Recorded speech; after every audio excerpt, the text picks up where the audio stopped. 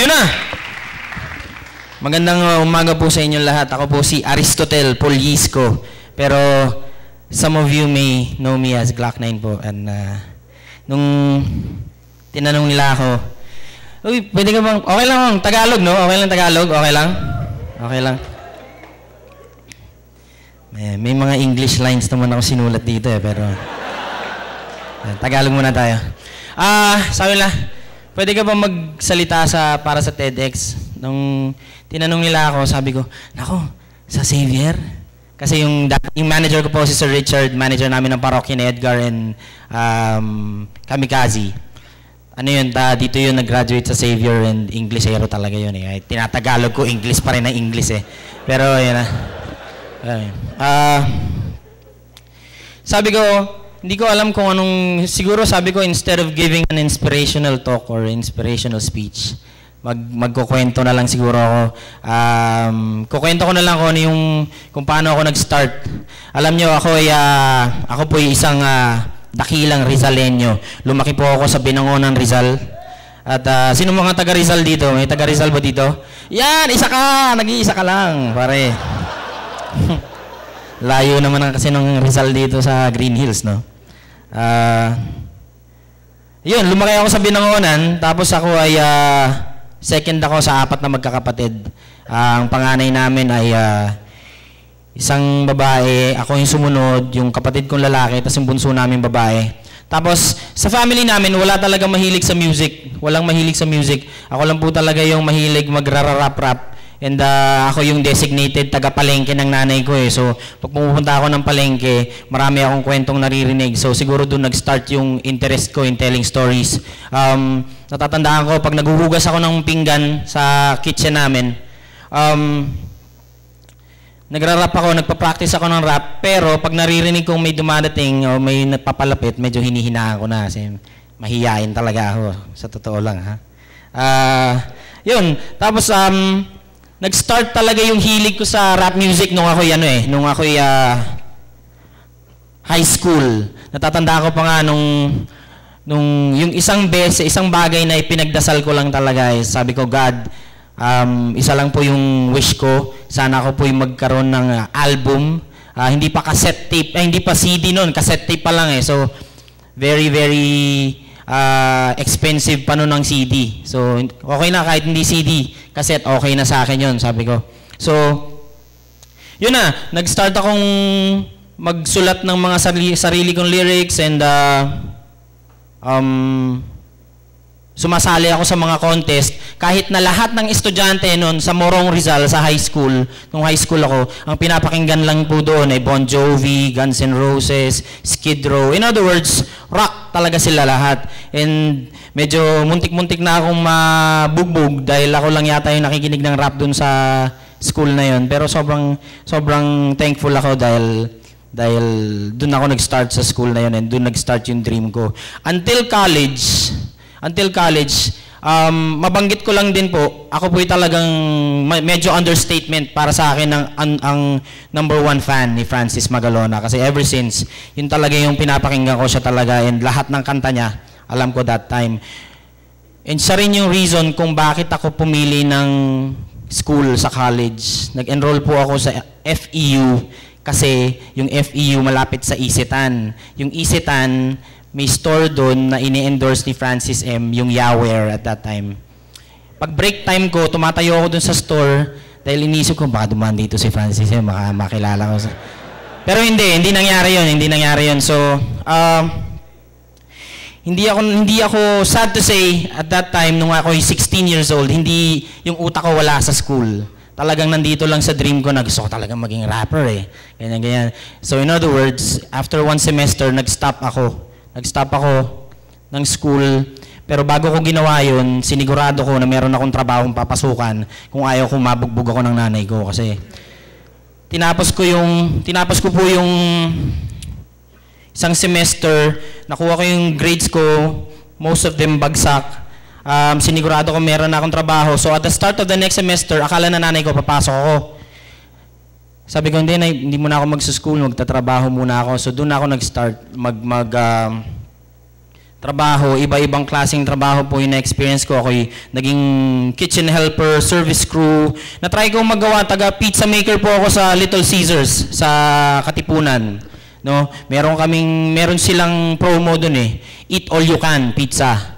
Kaya pagka, ayun, buisit na buisit ako dun sa promo na yun kasi ako po yung tagagawa ng pizza. And dadatingan na yung mga healthy kids ng mga katapat namin school, uy, eat all you can!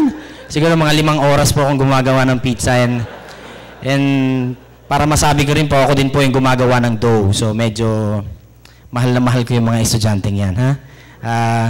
Pero yun po, yun yung ginawa kong means para makabili ako ng mga demos, mga tape, mga blank tapes. And doon ko nire-record yung songs ko. 2 taon ko pong ginawa yan, 2 taon, tapos walang nangyari. Dumating sa point talaga, and literally ako yung laging nagdadasal habang umiiyak, asking God na ito po ba talaga yung gusto niyong gawin ko. Pero siguro yung love ko dun sa craft ay nangibabaw talaga, and one day I got a call, sabi nila, uy, punta ka dito, hinahanap ka namin, 3 months ka na namin hinahanap. So nag-start na po yun dun. Nag-start na yun doon. I released 2 albums. Tapos, nakilala ko si Francis M. Makwento ko po, si Sir Kix ang tawag ko sa kanya. Sobra ako naging close sa kanya dahil nung nagsa-start ako, pag sinabing, oy, kanta ka, tatayo ako dyan, tutugtog yung 2 kanta o ilang kantang kakantahin ko, pero hindi ako magsasalita in between songs. Pagkatapos nun, tsaka ako alis. Sinabi niya sa akin, kalahati ng being a performer is having a connection with your crowd. So, yun talaga yung tinuro niya. Halika, sasali kita sa show ko, sa Zirco, sa Clowns, yung mga bar na yan. Doon po ako natutong magsalita in between songs and makipag-communicate sa tao. Nabanggit ko nga, sobrang hiyain ko kasi talaga. And siya yung nagturo sa akin nun. Hindi lang kaibigan ng trato niya sa akin. Size 9 kami pareho eh. Size 9. So sinasabi niya, Riz, madumi na yung sapatos mo. Palitan mo na, kuha ka sa kwarto ko. So bibigyan niya ako ng bagong sapatos. So nung nawala siya, wala na rin nagbibigay sa akin ng sapatos. Kailangan ko nang bumili. Ang mahal-mahal kaya. Siya din yung unang nagbitbit sa akin abroad, yung unang show ko abroad. Ang point ko po, ang layo ng Morong Rizal eh. Ang layo po ng me being a fan of Francis M. and then being given a chance to record my album and finally meeting Francis M. Hindi ko lang siya naging kaibigan, naging ninong pa yan ng mga anak ko. Sabihin ko na po, pag kulang po yung pang tuition fee ko sa school, te-text ko yan. Bibigyan niya ako ng pang tuition fee. Sinasabi niya, ang pera, kikitain ng kaibigan, hindi mo makikita ng madali yan. So, ganun po yung relationship namin ni Sir Kix. So, yun na, nagtuloy-tuloy na. Na-sign po ako sa Sony Music. I did 3 albums with Sony Music. And, nakilala ko yung mga kaibigan ko musikero, ang parokya ni Edgar, yung Kamikaze, and iba pang mga musicians. And, basically, ang gusto ko lang pong sabihin sa inyo, natupad po talaga yung hiningi ko. Sabi ko nga, sa 15, 16 years ko dito, kung ita-translate nyo po into a course, malamang nakapag-masteral na ako sa ginawa kong ito. Pero sabi ko po, I owe it to myself, I owe it to my parents, and I owe it to God na bumalik sa school. So bumalik ako sa school.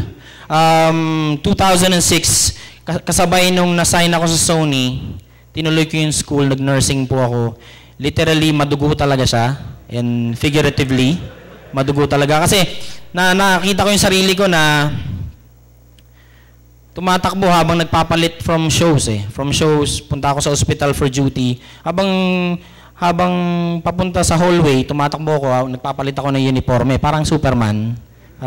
So, yun, marami ako natutunan doon. Nung nakagraduate ako, natuto ako matulog na nakatayo. Natuto ako mag-review kahit sobrang madaling araw. And napasa ko naman yung mga test ko. Pero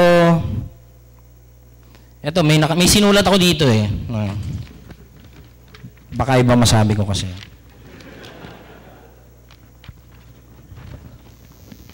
Basta po, always follow your dreams. Sabi nga, may sinabi sa akin si Sir Kix eh. The moment you start dreaming, you've already accomplished half of your journey towards that dream.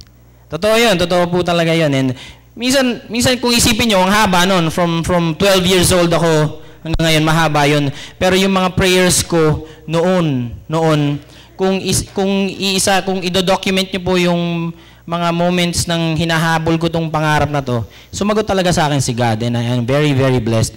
And I always say sa interviews, I can stop now and still be very thankful and still be very blessed dahil nagawa ko po yan lahat na yan sa isang simpleng dasal at simpleng pangarap lang. So, totoo yun, and with a lot of hard work and prayers, I started from this. Kung makita niyo yung litrato ko yan, yan, and was blessed with these. Yan.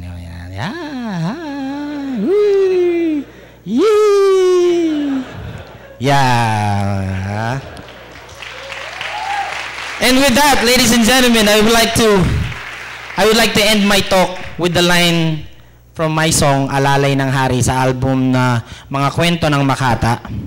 Ang sabi ko po dyan eh, kaya sa gabi, ako yung palaging nakatingala kasi pwede palang maging sigurado ang baka. Maraming salamat po. Thank you so much.